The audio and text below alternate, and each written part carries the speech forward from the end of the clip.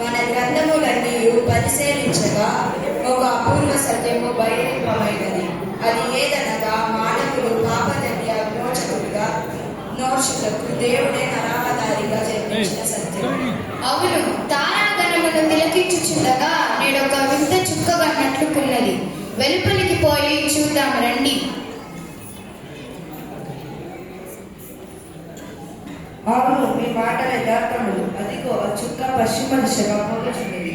దాన్ని నేర్పుగా పరిశీలించినచో అది పశ్చిమ దిశకే పోవచ్చున్నది.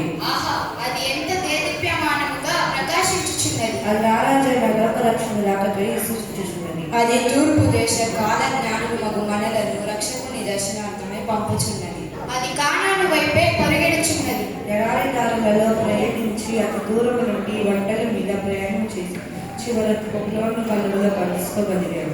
మన శ్రమ వృధా కాలేదు. అవును, మన శ్రమ నేటికి ఫలించినందులకు నేనెంతయో సంతోషించుచున్నాను. మన ఖగోళ శాస్త్రముల ఎడ్రమ కాలేదు కదా. మిత్రులారా, యథార్థము తెలిసిన మనలకు ఈ దినము చాలా చిరస్మరణీయమైనది. రక్షకుని దర్శనం ఎంతో కాలం పట్టదు. తొందరలో రక్షకుని దర్శనం చూసి మనం సంతోషించదు.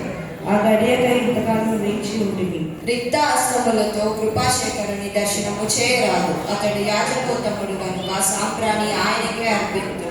పైలోకం నుండి వచ్చినవాడు కావున ఆ బాలరాజునికి బంగారం అర్పించు. ఆ బాలరాజును గోలకు అర్పించును. రండి, తదువు చేయగా బయలుదేరుతాము.